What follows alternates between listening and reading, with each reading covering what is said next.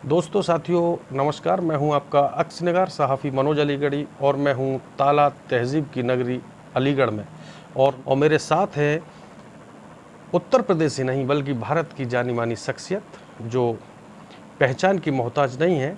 National जनमत के संपादक मेरे साथ हैं जो दलित, आदिवासी, पिछड़ों, महिलाओं, किसानों, अल्पसंख्यकों और शोषित वंचित पीड़ितों की आवाज़ को दिल्ली के दरवाजों तक पहुंचाते हैं। नीरज पटेल जी, सर आपका अलीगढ़ मुस्लिम विश्वविद्यालय में और अलीगढ़ में स्वागत है। शुक्रिया। आपके शब्दों में पूछना चाहता हूं कि आपका जो पत्रकारिता है वो किस तरह की आप पत्रकारिता करते हैं? एक शब्द में कहूँ तो सरकार से सवाल करता हूँ, सत्ता की आंख में आंख मिला करके उससे पूछता हूँ कि ये जो आप कर रहे हैं इसमें जनता के सवाल गायब क्यों हैं।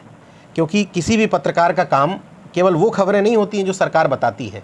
सरकार वो चीज़ें जो बताती है वो खबर नहीं होती है, वो केवल एक जानकारी होती है। खबर वो होती है जो सरकार छुपाने की कोशिश करे। तो मैं वो चीज़ लोगों के सामने लेकर के आने की कोशिश करता हूँ जो अमूमन सरकार छुपाती है। आपने मेरा परिचय कराया कि पिछड़े, दलित और ये सब चीज़ों को लेकर, उसमें एक शब्द छूट गया। मैं उन लोगों के भी हक हुकूक की बात करता हूँ जो तार्किक दृष्टिकोण रखते हैं, रेशनल सोच रखते हैं। पूरी तरीके से नेशनल जनमत पाखंड और अंधविश्वास का विरोधी है। मैं संवैधानिक सिस्टम पर बिलीव करता हूँ। संविधान का आर्टिकल 51A का जा कहता है, देश के नागरिकों से अपेक्षा करता है, सरकारों से अपेक्षा करता है कि वो देश में अंधविश्वास और पाखंड को खत्म करके मानववादी दृष्टिकोण और तार्किक दृष्टिकोण डेवलप करेगा। तो मैं वही काम कर रहा हूँ जो संविधान हमसे और सरकारों से अपेक्षा करती है।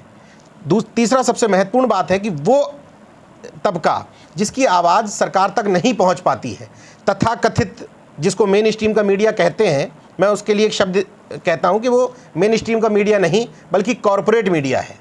कॉरपोरेट घरानों के हिसाब से चल रहा है। वो जन सरोकारों की बात नहीं करेगा, जनता के मुद्दों को उलझा करके रखता है। इसलिए हम लोगों ने, तमाम सारे लोग अच्छा काम कर रहे हैं। नेशनल दस्तक है, दलित दस्तक है, इसके अलावा आर्टिकल 19 है। तमाम सारे भाई हैं हमारे जो पैरेलल समाज की समस्याओं को, जिसको मैं जन सरोकारों का मीडिया कहता हूं, वो काम करने की कोशिश कर रहा हूं। जैसे बताया कॉरपोरेट जगत के पब्लिकेशन हाउस हो रहे हैं, तो सर हमारा एक पड़ोसी देश है श्रीलंका। कॉरपोरेट अगर नहीं होंगे तो श्रीलंका में 2 उनके बड़े अखबार, समाचार पत्र जो प्रकाशित थे, तो वो भुखमरी के कगार पर आ गए। उनके सैकड़ों हजारों वर्कर्स बेरोजगार हो गए और समाचार पत्रों को बंद कर दिया गया। क्या इनकी भी ऐसी कंडीशन हो जाएगी अगर कॉर्पोरेट से नहीं जुड़ के काम करेंगे तो? बहुत ज़रूरी सवाल पूछा आपने। पहले तो पत्र पत्रिकाओं को, चैनल्स को ये डिसाइड करना है कि हम चैनल में खबर किसके लिए चला रहे हैं। वो अपने चैनल्स, अखबार जनता के लिए चला रहे हैं या उस चैनल और अखबार की आड़ में अपना कोई गोरख धंधा कर रहे हैं। अगर वो जनता के लिए चला रहे हैं तो निश्चित तौर पर दोनों की सिमिलर रिस्पॉन्सिबिलिटी बनती है। जनता की भी जिम्मेदारी है कि वो ऐसे जन सरोकारों की बात करने वाले पत्रकारों को भी कुछ फंडिंग करें। जैसे वो चैनल जो भी देखते हैं अपने किसी प्लेटफॉर्म पर, उसके लिए एक निश्चित शुल्क देते हैं। तो जो वो चैनल जो उनके हक हुकूक की बात करते हैं, उनको भी वो देखने के लिए कुछ पैसा अदा करें, तो उनको कहीं भुखमरी की सामना नहीं करना पड़ेगा। देखिए संपादक जी, आपने बताया कि पॉलिसीज़ तय होनी चाहिए। तो पॉलिसीज़ के लिए पहले, चूँकि मैं प्रिंट का व्यक्ति रहा हूँ, पहले हम जब अखबार लेआउट चलते थे, यहाँ पर 4 पेज का पुल आउट चलते थे, तो पेज भरने के लिए हम पब्लिक की समस्याओं को, गंदगी, सड़ान, भभूका, बंदर मर गया, साबरती शव यात्रा निकल रही है, मोर मर गए, वो तो बड़ी खबर थी, इस तरीके की खबरें छपती थी। वक्त के साथ में परिवर्तन हुआ, फिर उन्होंने जो सरकार की पॉलिसीज थी महिलाओं पर या बच्चों पर, वो उसको जोड़ने लगे। फिर उसके बाद उन्हें लगा कि जो टॉप क्लास के व्यक्ति जो आ रहे हैं फील्ड में, उनके इंटरव्यूज लेने लगे। अभी धीमे धीमे करके उनका जो रास्ता है वो ऊपर की तरफ अपलिफ्ट होने लगा।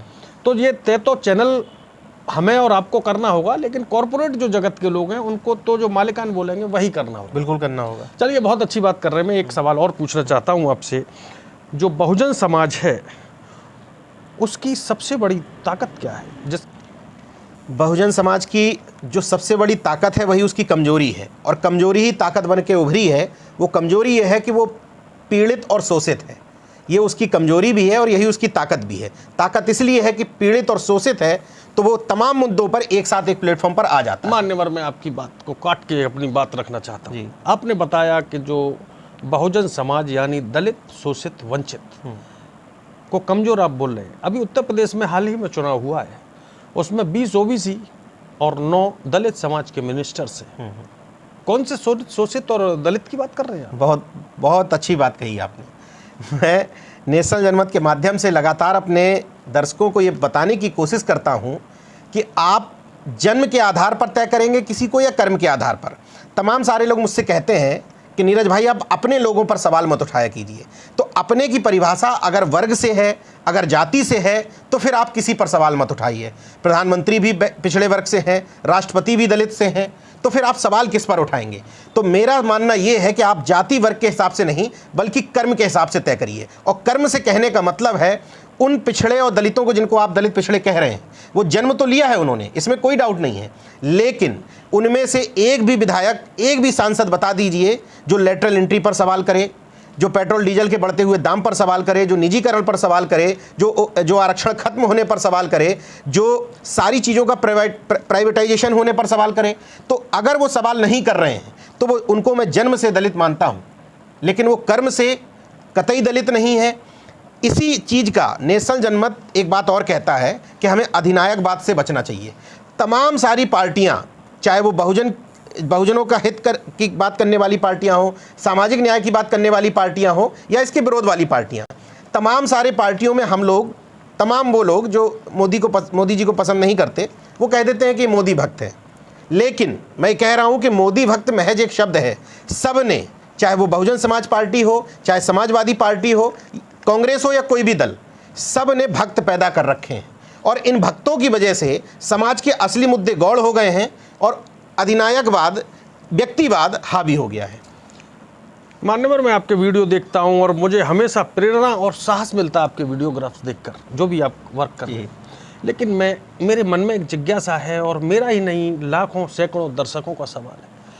क्या आपने भारत में कभी शेर को किसी के घर में पलते हुए देखा है?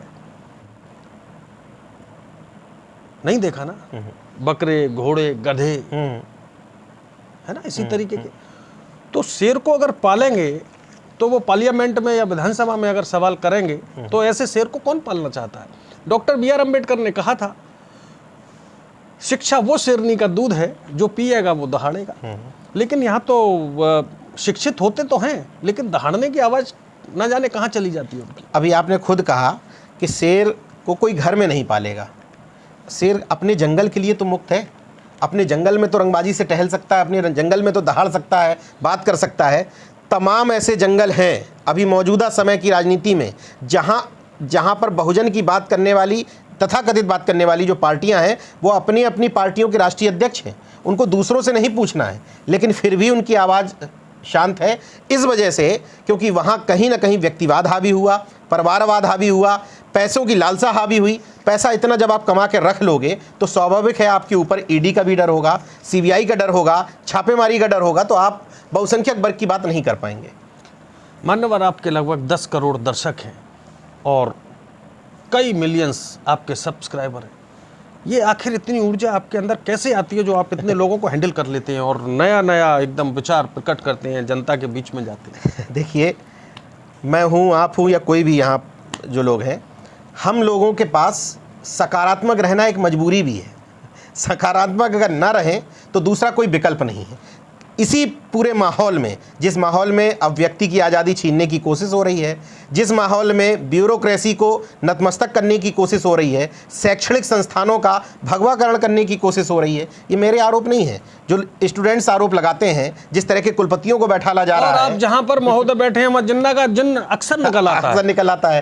तो पता होगी आपको ये बात? बिल्कुल पता है। तो ऐसे माहौल में सकारात्मक एनर्जी कैसे मिलती है? जैसे मैं अलीगढ़ एक कार्यक्रम में आया, तमाम सारे देश भर के बुद्धिजीवी जुटे, अलग अलग फील्ड के लोग जुटे, यही मेरे लिए एनर्जी का काम करते हैं। जब किसी कार्यक्रम में जाता हूं और उस कार्यक्रम में 20 लोग मेरे जानने वाले मिल जाते हैं कि आपका वीडियो देखता हूं, अच्छा लगता है जब आप बोलते हैं, दहाड़ते हैं, तो ये हमारे लिए एनर्जी का काम करता है। फिर हम भूल जाते हैं कि हम लखनऊ में प्लॉट खरीद पाए या ना खरीद पाए।